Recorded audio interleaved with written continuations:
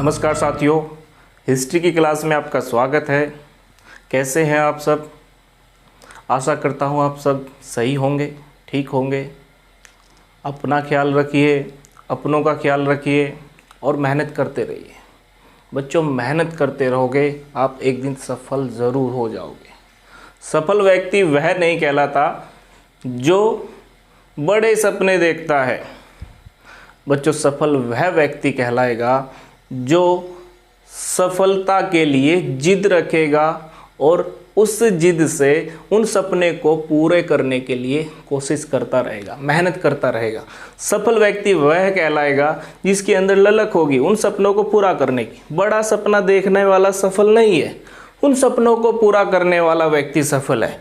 अंजाम कुछ भी हो, रिजल्ट कुछ भी हो, लेकिन वह व्यक्ति ललक से और मतलब अपने जुनून से उस सपने को पूरा करने की कोशिश करता रहेगा। बच्चों, ऐसे मैं कितने नाम गिनवा दूंगा जिनमें बहुत सारी कमियां थी लेकिन वह व्यक्ति सफल रहे। एक व्यक्ति को कहा जाता था कि बच्चों, इस व्यक्ति की टांगें नहीं चलती, ये क्रिकेट कैसे खेलेगा, इसके पैर नहीं चलते, ये क्रिकेट कैसे खेलेगा। उस व्यक्ति का नाम है बच्चों वीरेंद्र सहवाग। और वीरेंद्र सहवाग का आपको नाम पता है क्यों प्रसिद्ध है? उसके खेलने की वजह से ही। कमी थी, उसने अपने जुनून से, अपनी ललक से, फिर भी वो सफल रहा। 13 शतक भारत में पहला किसने लगाया था? वीरेंद्र सहवाग ने। दोहरा शतक भी हालांकि पहले सचिन तेंदुलकर ने लगाया, उसने भी दोहरा शतक लगाया वनडे में। बहुत ही प्रसिद्ध नाम है वीरेंद्र सहवाग का।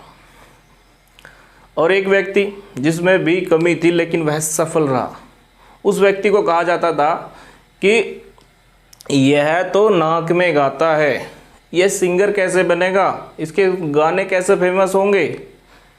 उस व्यक्ति का नाम आपके माइंड में आ गया होगा। नाक में गाने लगता था, गाता था। 2005 से 2010 तक उसका बहुत ही नाम चला। 13 सरूर, बहुत सारे गाने उसके फेमस रहे। अभी तेरी मेरी कहानी वाला, उसमें तो बच्चों उसने एक सड़क छाप मतलब रेलवे स्टेशन से एक सिंगर को उठाया और ऊंचाइयों तक पहुंचा दिया। रानू मंडल का नाम। वो खुद भी सफल रहा और औरों को भी सफलता प्राप्त करने में सहयोग किया। हिमेश रेशमिया, आपको नाम पता ही है। मतलब कमी है लेकिन अपनी ललक नहीं है। अगर मैं सोच लेते कि मेरे पैर नहीं चलते, मैं क्रिकेट कैसे खेलूँगा। बहुत लोग कहते होंगे उसे, मैं नाक में गाता हूँ, नाक से मेरी आवाज़ आती है, मैं कैसे क्रिकेट खेलूँगा, सिंगर बनूँगा, मैं कैसे क्रिकेट खेलूँगा। अगर मैं सोच कर बैठ जाते पहले ही तो नहीं बन पाते। उन्होंने जिद करी, ललक थी उनके अंदर और उन्होंने सफलता प्राप्त की। बच्चों, बहुत सारे नाम हैं ऐसे जो कमियों के कारण भी सफल हुए। आपके पास तो सब है, आप क्यों नहीं होगे सफल? मेहनत करते जाइए और सफल हो जाओगे। बच्चों, अब बात करते हैं हम हिस्ट्री में विजयनगर साम्राज्य की। विजयनगर साम्राज्य मध्यकालीन भारत का बहुत इंपॉर्टेंट टॉपिक है, जो दक्षिण भारत में इसका साम्राज्य विस्तृत हुआ था। दक्षिण भारत में भी कृष्णा नदी और तुंगभद्रा नदी के आसपास। इस समय दिल्ली में या केंद्र में किसका शासन था? तो बच्चों बताना, MBT का। इस समय दिल्ली में मोहम्मद बिन तुगलक थे। देखो टाइम बताऊंगा मैं। विजयनगर साम्राज्य की स्थापना हुई थी 1336 ईस्वी में, और बहमनी साम्राज्य भी है एक, उसकी स्थापना हुई थी 1347 ईस्वी में। पहले विजयनगर साम्राज्य पढ़ लेंगे और फिर बहमनी साम्राज्य पढ़ लेंगे। अब देखो MBT दिल्ली में कौन है उस टाइम पे? मोहम्मद बिन तुगलक। इसका टाइम पीरियड 1325 से 1351। तो बताना बच्चों, अगर विजयनगर साम्राज्य की स्थापना पूछेगा, विजयनगर साम्राज्य की स्थापना के समय दिल्ली का शासक कौन था? विजयनगर साम्राज्य की स्थापना के समय दिल्ली का शासक था मोहम्मद बिन तुगलक। ठीक है, बहुत इंपॉर्टेंट पर्सन है। कैसे कैसे स्थापना हुई थी, इस एमबीटी की वजह से ही इसकी स्थापना भी हुई थी। ध्यान से सुनना। एमबीटी के जेल में, एमबीटी की जेल में 2 व्यक्ति रहते थे। नाम था बच्चों, एक था हरिहर और एक बुक्का।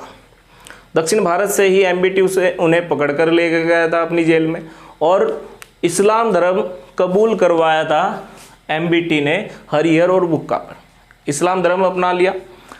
फिर हरिहर बुक्का को दोनों को दक्षिण भारत में साम्राज्य प्रसारित करने के लिए भेजा था एमबीटी ने। मोहम्मद बिन तुगलक ने ही हरिहर और बुक्का को कहाँ भेजा था, इस दक्षिण भारत में, कि दिल्ली सल्तनत का साम्राज्य विस्तार हो, साम्राज्य का विस्तार हो दिल्ली सल्तनत के। हरिहर और बुक्का को कहाँ भेजा, दक्षिण भारत में। लेकिन बच्चों संस्थापक की बात कर रहे हैं। संस्थापक विजयनगर साम्राज्य के हरिहर व बुक्का। बहुत इंपॉर्टेंट पर्सन है, डायरेक्टली पर्सन आएगा कि विजयनगर साम्राज्य के संस्थापक कौन थे, तो बच्चों बताना हरिहर और बुक्का। ये दक्षिण भारत गए। दक्षिण भारत में एक संत हैं, संत विधारण्य। संत विधारण्य से हरिहर और बुक्का दोनों मिलते हैं और इनके संपर्क में आकर फिर से ये हिंदू धर्म अपनाते हैं। इस्लाम धर्म अपना लिया था, लेकिन संत विधारण की कोशिशों के कारण इन्होंने हिंदू धर्म अपनाया और एक साम्राज्य की स्थापना करेंगे, ये विजयनगर साम्राज्य की। किसके, याद रखना, हरिहर और बुक्का ने किसके संपर्क में आकर या किसके शरण में आकर विजयनगर साम्राज्य की स्थापना की थी, तो संत विधारण है इसका आंसर आएगा। दिल्ली में कौन है, मोहम्मद बिन तुगलक। संत विधारण ने हरिहर बुक्का को सलाह दी कि विजयनगर साम्राज्य की स्थापना करिए और हिंदू धर्म की रक्षा कीजिए। हिंदू धर्म की रक्षा के लिए हरिहर बुक्का विजयनगर साम्राज्य की स्थापना करते हैं। और बच्चों कृष्णा नदी जो दक्षिण भारत में बहती है, कृष्णा नदी के दक्षिण में विजयनगर साम्राज्य की स्थापना हुई थी और कृष्णा नदी के उत्तर में बहमनी साम्राज्य की स्थापना हुई थी। यह भी इंपॉर्टेंट पर्सन है। अब बात करते हैं विजयनगर साम्राज्य की राजधानी क्या थी। विजयनगर साम्राज्य की राजधानी बच्चों विजयनगर ही थी। विजयनगर को वर्तमान में हम्पी के नाम से जाना जाता है।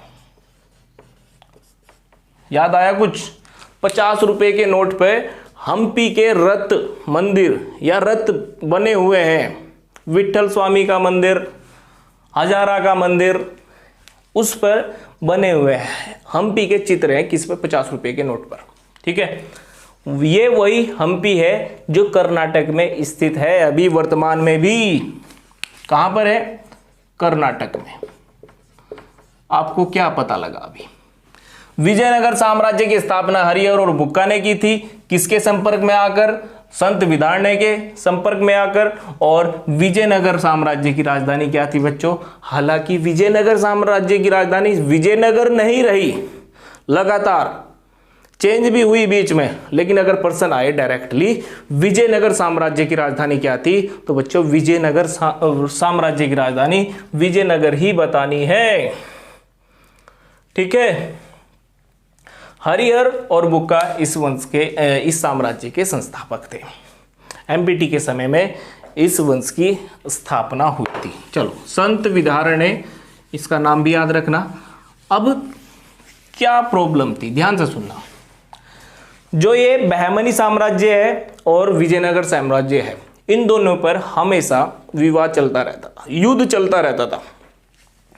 भारत पाकिस्तान थे बस उस समय के, और किस क्षेत्र को लेकर इनमें युद्ध चलता था, तो बच्चों याद रखना, कृष्णा और तुंगभद्रा नदी का दोआब क्षेत्र था। दोआब मतलब दो नदियों के बीच का क्षेत्र, दो नदियों के बीच का क्षेत्र दोआब कहलाता था। कृष्णा और तुंगभद्रा नदियों के बीच का दोआब क्षेत्र इनमें विवादित था और बहमनी साम्राज्य और विजयनगर साम्राज्य के बीच में हमेशा लड़ाई चलती रहती थी इस क्षेत्र को लेकर। रायचूर नाम का क्षेत्र था कर्नाटक में। क्यों? क्योंकि बच्चों दो नदियों के बीच का जो क्षेत्र होता है वह उपजाऊ होता है। दोआब क्षेत्र हमेशा उपजाऊ रहता है। पंजाब में 5 नदियों के बीच का क्षेत्र, 5 नदी बहती है पंजाब में, वहाँ का जो क्षेत्र है बहुत ही उपजाऊ है। तुम्हें पता है प्रति हेक्टेयर गेहूं सबसे ज़्यादा कहाँ होते हैं? पंजाब में। इसी उपजाऊ क्षेत्र को लेकर बहमनी और विजयनगर साम्राज्य में लड़ाइयाँ चलती रहती थी। ठीक है, इसको लेकर याद रखना दोआब क्षेत्र को। कौन सी नदी? कृष्णा और तुंगभद्रा नदियों को लेकर। चलिए आगे बात करते हैं। विजयनगर साम्राज्य केवल एक ही वंश से नहीं चला। विजयनगर साम्राज्य पर 4 वंशों ने शासन किया। और कौन कौन से 4 वंश हैं? ध्यान से सुनना बच्चों। कौन कौन से 4 वंश इस विजयनगर साम्राज्य पर स्थापित हुए थे? पहला था संगम वंश। संगम वंश के बाद एक था बच्चों सालू वंश और एक था तुलु वंश। इस वंश का तो सबसे प्रतापी शासक बहुत इंपॉर्टेंट है, कृष्णदेव राय। और बच्चों इस वंश का, इस साम्राज्य का सबसे बाद का वंश था आरवीडू वंश। ये 4 वंश शासन करने के लिए आए और इनमें संस्थापक कौन कौन थे याद रखना। और एक और बात, इनका क्रम पूछा जाता है, इनका क्रम पूछा जाता है पेपर में। क्रम क्या होगा इनका? जो तुम्हारे सामने लिखा हुआ है वही इसका क्रम है। देखो सबसे पहले कौन आया? संगम वंश। अब बात कहोगे आप गुरुजी कि ये संगम वंश तो आपने प्राचीन भारत में भी पढ़ाया है, तो वो सुन लो बच्चा। संगम वंश हमने पढ़ाया है प्राचीन भारत में भी। संगम वंश नहीं था वो संगम काल था। संगम काल में 3 वंश आए थे और जो कवियों के लिए फेमस था, जो वहाँ पर कविताएं या रचना हुई थी, साहित्य था, उसके लिए फेमस था। संगम काल था वो, न कि संगम वंश। ये संगम वंश है। संगम जो है ये हरि और बुक्का के पिताजी थे। संगम हरि और बुक्का के पिताजी थे, इस वजह से उनके नाम पर ही इन्होंने संगम वंश की स्थापना कर दी। हरिहर और बुक्का दोनों संगम वंश की स्थापना करेंगे अपने पिताजी के नाम पर, न कि संगम काल। संगम काल प्राचीन भारत में है। चेर, पांडे और चोल वे बहुत इंपॉर्टेंट थे उस टाइम पे। संगमकालीन साहित्य वो प्राचीन भारत में। और ये संगम क्या है बच्चों? इनके पिताजी हैं। ठीक है, इन वंश का क्रम क्या है याद रखना बच्चों। इन वंश का क्रम SSTA, सस्ता।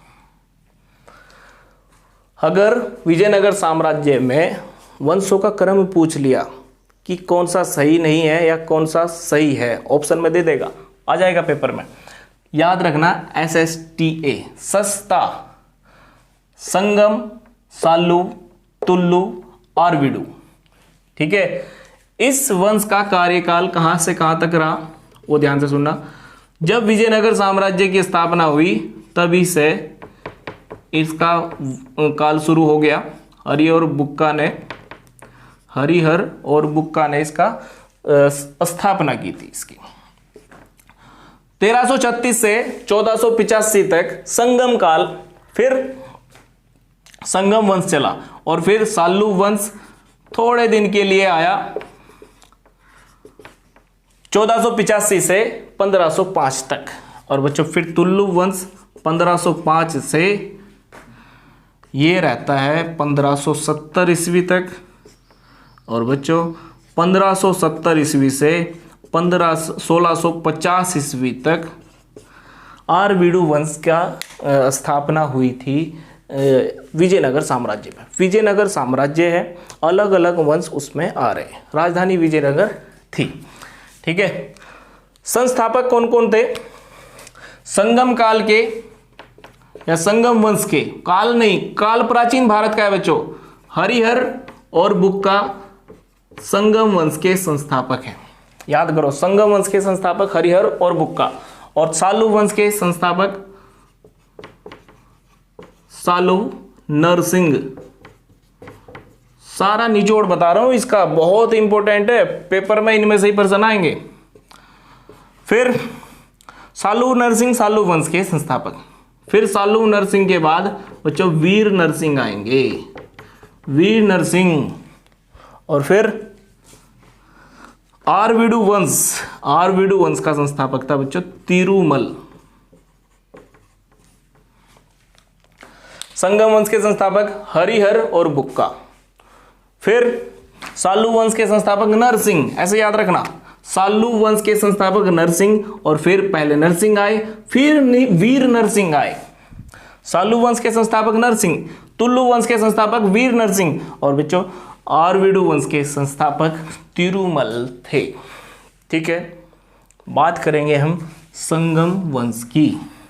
सही मायने में अभी शुरुआत करते हैं। संगम वंश में कौन कौन से राजा हुए थे और क्या इसमें इंपॉर्टेंट है। ठीक है, संगम वंश की स्थापना हरिहर और बुक्का ने स्थापना कर दी। दो भाई थे, संयुक्त रूप से शासन कर रहे थे। इतिहास में दूसरी बार संयुक्त रूप से शासन मिलता है, हरिहर और बुक्का संयुक्त रूप से शासन करते हैं। कुषाण काल में भी संयुक्त रूप से शासन काल मिला है, और हरिहर बुक्का का भी संयुक्त रूप से शासन मिला था। हरिहर बुक्का में सबसे पहले राजा बने थे हरिहर, लेकिन साथ में शासन करते थे बुक्का भी। हरिहर प्रथम कहते हैं इसको। ये दोनों भाई थे, इनके पिताजी थे संगम, इसलिए हरिहर और बुक्का ने संगम वंश की स्थापना अपने पिताजी के नाम पर कर दी थी। ठीक है, हरिहर प्रथम शासक बने। हरिहर प्रथम ज्यादा समय तक शासन नहीं चला इनका। इनके समय में ही बहमनी साम्राज्य से जो युद्ध था वो शुरू हो गया था। ठीक है, कोई ज्यादा इंपॉर्टेंट प्रश्न इससे नहीं बनेगा। ठीक है, फिर बनेंगे बुक्का प्रथम, इसका भाई बुक्का प्रथम शासक बनेगा। और इसमें बच्चों क्या क्वेश्चन है, बढ़िया याद रखना, इसने वेद मार्ग प्रतिष्ठापक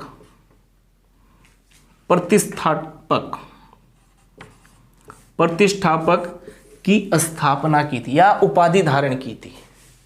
बुक्का प्रथम ने वेद मार्ग प्रतिष्ठापक की उपाधि धारण की थी। ये बात याद रखना, इंपॉर्टेंट है इसके लिए, विजयनगर साम्राज्य के लिए। और क्या इंपॉर्टेंट है बुक्का प्रथम में? इसके समय में मदुरै को जीता गया था। मदुरै कहाँ है? तमिलनाडु में, यहां पर समुद्र के पास मदुरै को जीता गया था। इसके पुत्र कंपन ने इस जीत को हासिल किया था। मदुरै को जीता, और मदुरै को जीतने के बाद बुक्का की पत्नी गंगा देवी, बुक्का की पत्नी गंगा देवी इस जीत का उल्लेख करती है। मतलब मदुरै को जीता, इस जीत का उल्लेख किस पुस्तक में है? मदुरै को बुक्का प्रथम के समय में जीता गया था तमिलनाडु में, और इस जीत का उल्लेख बच्चों मदुरै विजयम पुस्तक में वर्णित है। और मदुरै विजयम गंगा देवी की पुस्तक है। कौन है ये बच्चों? बुक्का की पत्नी है। बुक्का की पत्नी ने एक पुस्तक लिख दी मधुरे विजयम। क्यों लिखी मधुरे विजयम? क्योंकि मधुरा पर जीत हासिल कर ली थी बुक्का प्रथम ने। क्वेश्चन हो गया समाप्त। हरिहर प्रथम ने और बुक्का प्रथम ने संगम वंश की स्थापना कर दी। हरिहर प्रथम का कोई क्वेश्चन इतना इंपॉर्टेंट नहीं है। बुक्का प्रथम का पहला क्वेश्चन वेद मार्ग प्रतिष्ठापक की उपाधि धारण की, और दूसरा क्वेश्चन इसकी पत्नी गंगा देवी ने मधुरे विजयम की नामक पुस्तक लिखी थी। ठीक है, अब अगला शासक कौन बना था, ध्यान से सुनना। इस वंश में अगला शासक हरिहर द्वितीय शासक बनता है। कौन शासक बनता है? हरिहर द्वितीय। वैसे तो मैं साथ साथ में इन्हें लिखता जा रहा हूं। देखो, पहले कौन बना? हरिहर प्रथम। फिर दूसरे नंबर पे कौन बना? बुक्का प्रथम। तीसरे नंबर पे बनता है हरिहर द्वितीय। और बच्चों, पहला राजा था जिसने महाराजा धीराज की उपाधि धारण की थी। महाराजा धीराज की उपाधि धारण की थी। महाराजा धीराज की उपाधि हरिहर द्वितीय ने धारण की थी। बुक्का प्रथम ने वेद मार्ग प्रतिष्ठापक की उपाधि धारण की थी। ठीक है, आई बात समझ में? हरिहर द्वितीय का यही इंपॉर्टेंट पर्सन है। इसके बाद चौथा जो राजा था, याद रखना बच्चों, देवराय प्रथम। देवराय प्रथम भी शासक बनता है। और देवराय प्रथम एक तो अब निकोलस कॉन्टी नाम के यात्री के वजह से फेमस रहा। इसके समय में निकोलस कॉन्टी नाम का एक इटली यात्री आया था। इटली का यात्री आया था।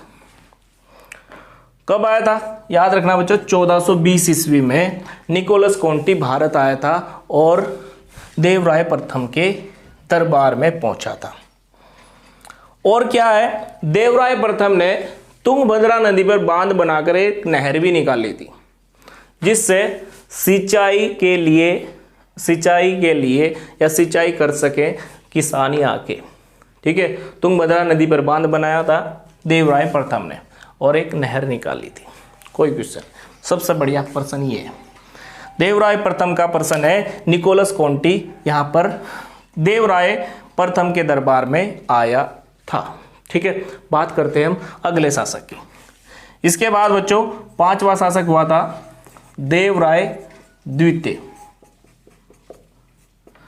देवराय द्वितीय के समय में अब्दुर रज्जाक, ये दो यात्री हैं और इंपॉर्टेंट है बच्चों।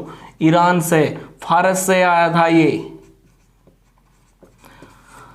देवराय द्वितीय के समय में अब्दुल रज्जाक फारस से आया था और देवराय प्रथम के समय में इटली से यात्री आया था। पहले कहां से आया? इटली से। इनमें कंफ्यूजन होगा देवराय प्रथम और देवराय द्वितीय में। देवराय प्रथम के समय में दूर से यात्री आया, इटली से आया, यूरोप से। ठीक है, और फिर ईरान तो थोड़ी दूर है हमारे यहाँ। देवराय द्वितीय के समय में थोड़ी दूर से आया। मान लिया ये भारत है, भारत से यहाँ ईरान है, इटली और ऊपर है यूरोप में। ठीक है, बस कुछ भी ट्रिक लगा के इन दोनों को याद कर लेना, बहुत इंपॉर्टेंट पर्सन है। देवराय प्रथम के समय में निकोलस कॉन्टी आया और देवराय द्वितीय के समय में अब्दुल रज्जाक आया था। कहाँ से? ईरान से या फारस से। ठीक है, इस वंश का अंतिम शासक था विरूपाक्ष द्वितीय। संगम वंश का अंतिम शासक लिखना चाहते हो, लिख लेना। संगम वंश का अंतिम शासक था विरूपाक्ष द्वितीय। और बच्चों, विजयनगर में, हम्पी में एक विरूपाक्ष का मंदिर है। विरूपाक्ष का मंदिर विजयनगर साम्राज्यों के जो शासक थे उन्होंने ही बनवाया है, विरूपाक्ष का मंदिर। ठीक है, बताऊंगा मैं, वीडियो में दिखाऊंगा अभी आपको विरूपाक्ष का मंदिर कैसा दिखता है। कहाँ है विरूपाक्ष का मंदिर? विरूपाक्ष का मंदिर हम्पी कर्नाटक में स्थित है। विट्ठल स्वामी का मंदिर भी है, हजारा का राम मंदिर भी है उनके बारे में बात करेंगे। पहले ये हुआ संगम वंश, और संगम वंश के बाद बच्चों बात करते हैं हम सालुव वंश की। और सालुव वंश के बारे में इतना कुछ नहीं लिखना, ठीक है। संगम वंश के बाद बात करते हैं हम सालुव वंश की। और सालुव वंश की स्थापना किसने करी थी? सालुव वंश की स्थापना बच्चों 1485 ईस्वी में नरसिंह सालुव ने की थी, या सालुव नरसिंह ने की थी। इस वंश का अंतिम शासक इमादी नरसिंह था। ये वंश खत्म। सालुव वंश, ये नरसिंह इतने याद रखना, सालुव नरसिंह ने तो इसकी स्थापना करी, वंश की स्थापना, और इमादी नरसिंह ने इसका अंत कर दिया। इसकी हत्या करके एक वीर नरसिंह नाम का व्यक्ति है और तुलु वंश की स्थापना कर लेगा। वीर नरसिंह नाम का व्यक्ति इमादी नरसिंह की हत्या करेगा और तुलु वंश की स्थापना कर लेगा। हमने बात करी थी अभी। बात करते हैं आगे। अगला वंश कौन सा है? तुलु वंश, और इंपॉर्टेंट वंश है बच्चों। कृष्णदेव राय के लिए जाना जाता है। कृष्णदेव राय विजयनगर साम्राज्य का सबसे महत्वपूर्ण शासक था। जो ये तुलु वंश है, इसी वंश का शासक था कौन? कृष्णदेव राय। तुलु वंश कब भैया? 1505 में स्थापित हुआ और 1570 तक चला। तालीकोटा का युद्ध बहुत इंपॉर्टेंट है, तालीकोटा का युद्ध 20 में, ठीक है। बात करते हैं पहला शासक वीर नरसिंह। वीर नरसिंह ने तुलु वंश की स्थापना करी, और बच्चों वीर नरसिंह के बाद इसका भाई कृष्णदेव राय प्रथम भी कहते हैं, कृष्णदेव राय कह देते हैं, शासक बनता है। और यह है विजयनगर साम्राज्य का सबसे प्रमुख और सबसे शक्तिशाली शासक था। विजयनगर साम्राज्य का सबसे शक्तिशाली, पूरे विजयनगर साम्राज्य का, यानी कि तुलु वंश का ही, पूरे विजयनगर साम्राज्य का, संगम वंश, सालुव वंश, आर्विडु वंश, तुलु वंश, सब में शक्तिशाली कृष्णदेव राय प्रथम। इसका जिक्र बाबर ने अपनी आत्मकथा बाबर नामाया तुझु के बाबरी में भी किया था। उसने बताया था कि दक्षिण भारत का एक साम्राज्य है विजयनगर साम्राज्य, वहां पर सबसे प्रतापी शासक, भारत में सबसे प्रतापी शासक कृष्णदेव राय, दक्षिण भारत का सबसे प्रतापी शासक। किसने बताया? इसका उल्लेख बाबरनामा में है, याद रखना, बाबरनामा में इसका उल्लेख है। और किस रूप में उल्लेख है? सबसे शक्तिशाली के रूप में इसका उल्लेख है, ठीक है। कृष्णदेव राय बच्चों, कृष्णदेव राय के समय में अष्टदिग्गज रहते थे। अष्टदिग्गज के रूप में जाना जाता है। अष्टदिग्गज 8 कवि थे इसके अंदर।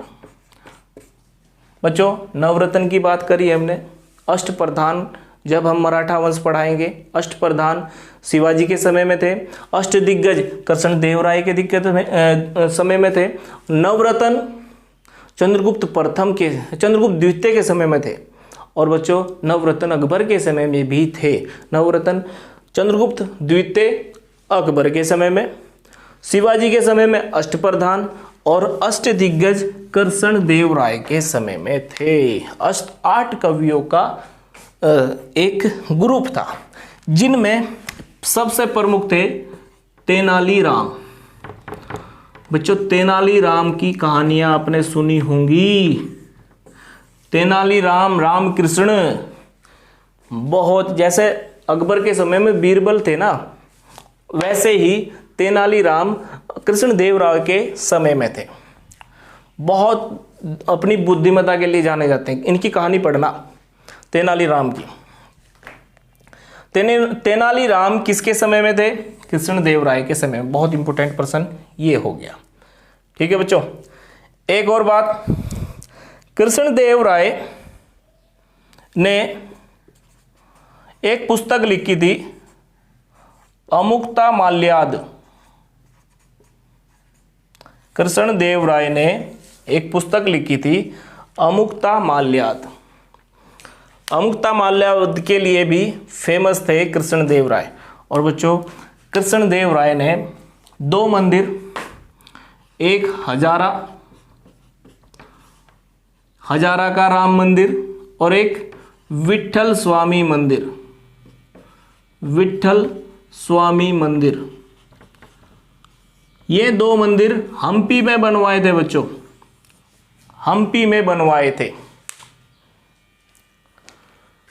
विजयनगर साम्राज्य के ये 2 मंदिर बहुत फेमस है। और एक है विरूपाक्ष का मंदिर। विरूपाक्ष मंदिर में किसी एक राजा का नाम नहीं आता, लेकिन हजारा और विट्ठल स्वामी के जो मंदिर हैं वे कृष्णदेवराय ने बनवाए थे। ठीक है बच्चों, बात करते हैं आगे। विट्ठल स्वामी और हजारा मंदिर कहाँ है? हम्पी में है। ठीक है, इसके बाद बच्चों हम बात करने वाले हैं, अगर आपको बताया जाए कि इसने बहमनी साम्राज्य के 5 टुकड़े कर दिए थे, मतलब इसने कृष्णदेवराय के समय में बहमनी साम्राज्य से संघर्ष जो हुआ उसमें बहमनी साम्राज्य के 5-5 भागों में विभाजित हो गया था। एक इसके समय में पुर्तगाली भी यहाँ पर आ गए थे। पुर्तगाली जो गोवा वगैरह इधर अपना साम्राज्य स्थापित करते हैं, मतलब 2-2 शक्तियों से इसने अपने राज्य को बचा कर रखा था और साम्राज्य विस्तार भी किया था, इसलिए शक्तिशाली कहेंगे ना। इसके समय में बहुत इंपॉर्टेंट जो मैं लिखने वाला हूँ, एक तो निकोलस कॉन्टी, अब्दुल रज्जाक हमने बता दिए। निकोलस कॉन्टी देवराय प्रथम और अब्दुल रज्जाक देवराय द्वितीय के समय में आया। लेकिन कृष्णदेवराय के समय में भी कुछ यात्री आए थे, पुर्तगाल के ही, याद रखना, डोमिगोस पायस। पूछा गया अभी ये पर्सन किसी ना किसी पेपर में आया था, अभी मेरे याद नहीं है, लेकिन डोमिगोस पायस कृष्णदेवराय के समय में आए। और बच्चों एक और यात्री था,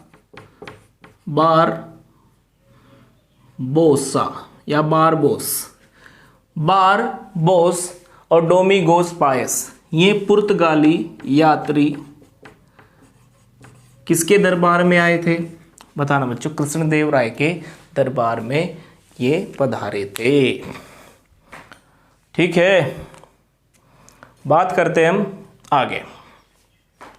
कृष्णदेवराय का जो आज हमने ये बताया है कृष्णदेवराय के बारे में, बहुत इंपॉर्टेंट है, सब नोट कर लेना।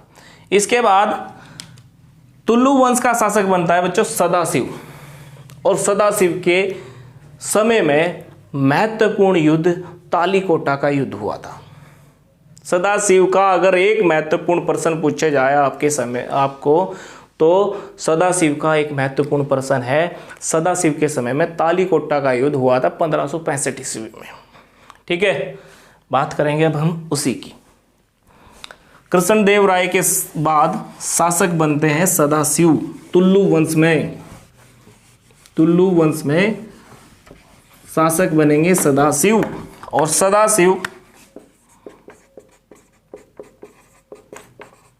सदाशिव इसके अंतिम शासक भी हैं। तुलु वंश के अंतिम शासक हैं ये सदाशिव। आगे चल के, ठीक है, जरूरी नहीं है कृष्णदेवराय के बाद ही बने हों, क्योंकि हम टाइम पीरियड तो लिख नहीं रहे, लेकिन इंपॉर्टेंट है सदाशिव से जुड़ा हुआ पर्सन क्या है, याद रखना बच्चों। 1565 ईस्वी में तालीकोटा का युद्ध हुआ था। तालीकोटा का युद्ध किस किस के बीच में हुआ था? बहमनी साम्राज्य और विजयनगर साम्राज्य के बीच में।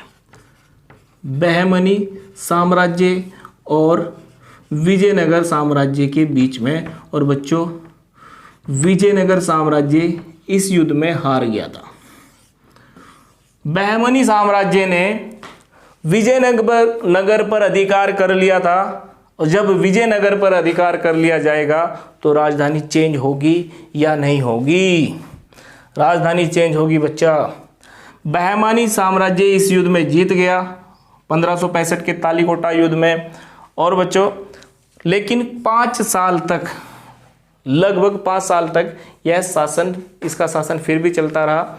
इसका एक सेनापति था राम राय। राम राय ने सदाशिव की तरफ से तालीकोटा युद्ध में नेतृत्व किया था विजयनगर साम्राज्य का। विजयनगर साम्राज्य का तालीकोटा युद्ध में किसने नेतृत्व किया था? तो बताना बच्चों, राम राय ने। और राम राय की इसमें मृत्यु हो गई थी। तालीकोटा का युद्ध सदाशिव के समय में हुआ। तालीकोटा का युद्ध सदाशिव के समय में हुआ और तालीकोटा में सदाशिव के सेनापति राम राय की मृत्यु हो गई और सदाशिव हार गया। सदाशिव 5 सालों तक शासन ऐसे ही करता रहा। और 5 साल तक जब शासन चलता रहा इसका, तो कुछ दिन बाद इसकी हत्या करके तिरुमल नाम का एक व्यक्ति आरवीडु वंश की स्थापना करता है और अपनी राजधानी पेनकोंडी को बनाता है। क्योंकि विजयनगर बहमनी साम्राज्य में शामिल हो गया था तालीकोटा युद्ध के बाद। अब क्या होगा? अगला वंश स्थापित होगा। अगला वंश चौथा कौन सा वंश था बच्चों? आरवीडु वंश। अब राजधानी चेंज होगी। अब राजधानी कहाँ चेंज होगी बच्चों? टाइम कौन सा चल रहा है? 1570 से 1650 तक आरवीडु वंश की स्थापना हुई। और बच्चों पहला शासक तिरुमल इस पर, लेकिन इनका साम्राज्य अब छोटा हो गया था। बहुत छोटे साम्राज्य में अब शासन कर रहे थे। राजधानी कहाँ बनाता है? याद रखना, राजधानी बनाई थी इसने पेनु या पेनकोंडी, पेनुकोंडी, कर्नाटक में ये पेनुकोंडी अपनी राजधानी बनाई। बच्चों देखो, पहली राजधानी सुनना, हरिहर और बुक्का जब शासक बने तो इन्होंने राजधानी बनाई थी। राजधानी का भी क्रम आता है। राजधानी बनाई थी आनेगोंडी, कर्नाटक में ही है। देखो पहली राजधानी हरिहर और बुक्का ने कहां बनाई? सुन लेना ध्यान से ये बात। अब तक आपने समझ लिया सारा, लेकिन यह बात अगर छूट गई तो कुछ नहीं पढ़ा आपने। आनेगोंडी इनकी प्रथम राजधानी थी। विजयनगर साम्राज्य की प्रथम राजधानी क्या थी? आनेगोंडी। फिर इन्होंने विजयनगर राजधानी बनाई जो तुंगभद्रा नदी से थोड़ा दूर थी। ठीक है, विजयनगर साम्राज्य की राजधानी अब फिर विजयनगर रही काफी सालों तक, जब तक सदाशिव युद्ध नहीं हारा हो।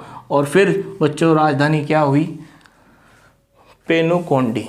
पहली आनेगोंडी और फिर विजयनगर और फिर पेनुकोंडी राजधानी हुई थी। ठीक है, ये तुंगभद्रा नदी के पास थी। हरिहर बुक्का ने, हरिहर प्रथम ने ही इसको विजयनगर साम्राज्य में या विजयनगर राजधानी में चेंज कर दिया था।